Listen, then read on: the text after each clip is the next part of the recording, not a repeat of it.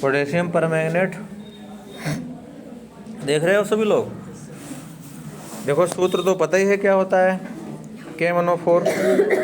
ठीक, कैसे बनाया ध्यान से देखो। सबसे पहले क्या किया, औद्योगिक निर्माण किया है, बातें नहीं, औद्योगिक निर्माण किया। तो औद्योगिक निर्माण में सबसे पहले क्या करेंगे, पाइरोलुसाइड। पाइरोलुसाइड जानते हो क्या सूत्र होता है, MnO2। ये जो MnO2 है इसी को कहते हैं पाइरोलुसाइड। तो पाइरोलुसाइड को क्षार धातु हाइड्रोक्साइड यानी KOH या K2CO के वायुमंडल ऑक्सीजन या ऑक्सीकार जैसे KNO3 या KCO3 की उपस्थिति में संकलित करने पर इसको क्या करेंगे, गर्म करेंगे। और गर्म करने के लिए देखो ऑक्सीजन है, हमेशा ध्यान रखो, आग अगर जलानी है तो ऑक्सीजन का उपयोग होता है, बिना ऑक्सीजन के आग भी नहीं जलती है। ठीक है, समझ में आया? जैसे हम लोग जब सांस लेते हैं तो कौन सी गैस लेते हैं सांस में, ऑक्सीजन। और उस ऑक्सीजन से क्या होता है, ग्लूकोज जलता है, ग्लूकोज जलने से ऊर्जा बनती है। ठीक है, अब इसको हम कैसे बनाएंगे, देखो इसमें पहला क्या है, पाइरोलुसाइड को गर्म किया। उसके बाद में अब देखो पाइरोलुसाइड को क्या किया, आगे रिएक्शन देख रहे हो।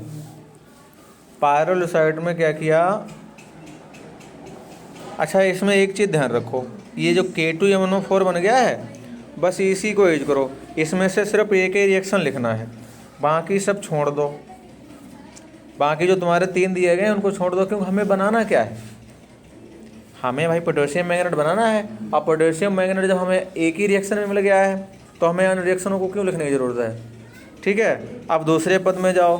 दूसरे पद में क्या कह रहा है, पोटेशियम मैंगनेट का पोटेशियम परमैंगनेट में परिवर्तन।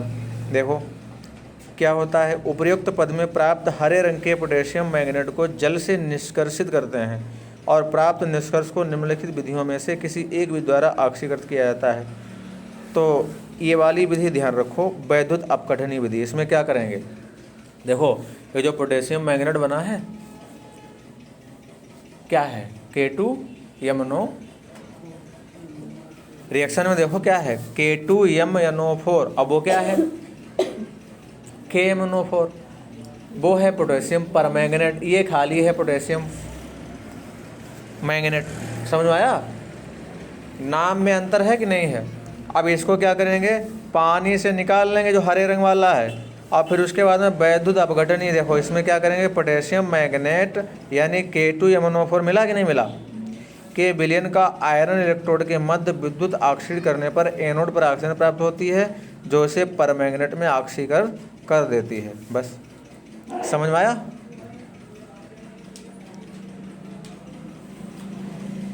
उसके बाद में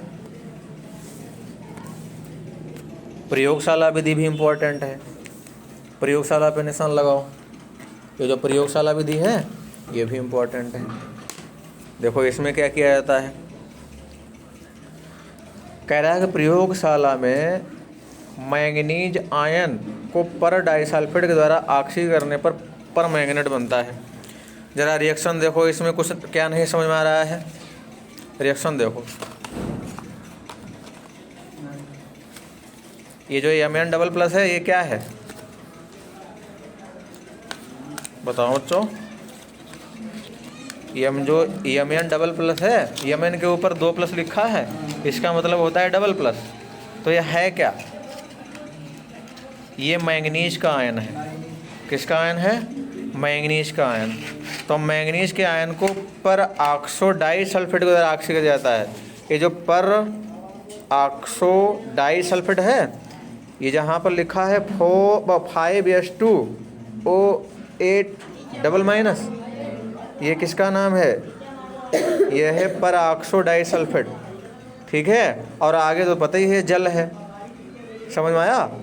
तो जब इसको हम इसके साथ क्रिया कराते हैं तो ये किस में कन्वर्ट हो जाता है, MnO4। अब तुम्हें पता है MnO4 माइनस ये किसका है, आयन। जब हम पोटेशियम परमैंगनेट को तोड़ेंगे तब ये निकलेगा MnO4 सिंगल माइनस। ये प्रयोगशाला विधि है। प्रयोगशाला विधि अगर आ जाए तो ये लिख देना। ज़्यादातर अगर देखा जाए तो पोटेशियम परमैंगनेट की प्रयोगशाला विधि नहीं,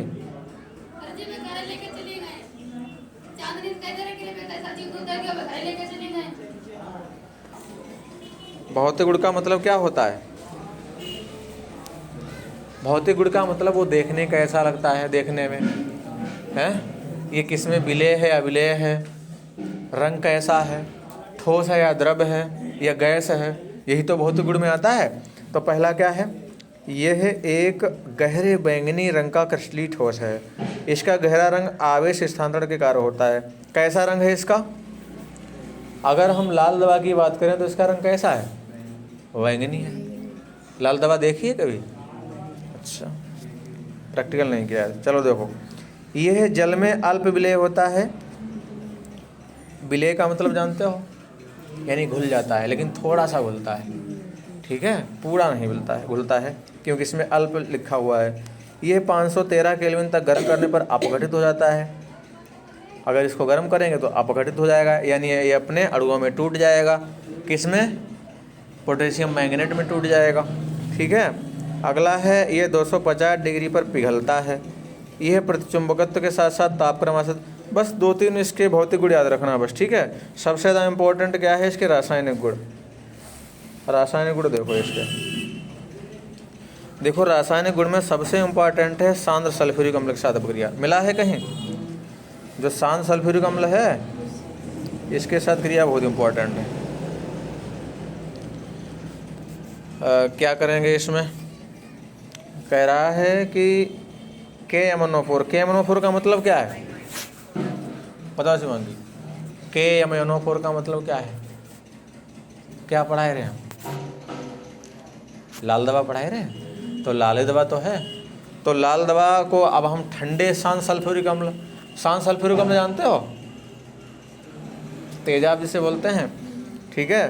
तो ठंडे सांद्र सल्फ्यूरिक अम्ल से अभिक्रिया करके मैंगनीज हेप्टा ऑक्साइड बनाता है, जो गर्म करने पर MnO2 में विघटित होता है। ज़रा देखिए रिएक्शन, बहुत इंपॉर्टेंट। देखो 2KMnO4 है और इसके साथ किसने क्रिया की?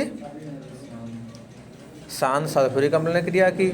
और गर्म नहीं करेंगे, इसको गर्म नहीं करना है, इसीलिए देखो ये जो तीर लगा हुआ है इसके ऊपर ठंडा लिखा हुआ है, तो क्या बनेगा? Manganese hepta oxide. देखो Mn2O7, जहाँ पर 7 संख्या आ जाए उसको हेप्टा कहते हैं, और अगर 6 होती तो हेक्सा कहते, और 5 होती तो पेंटा कहते।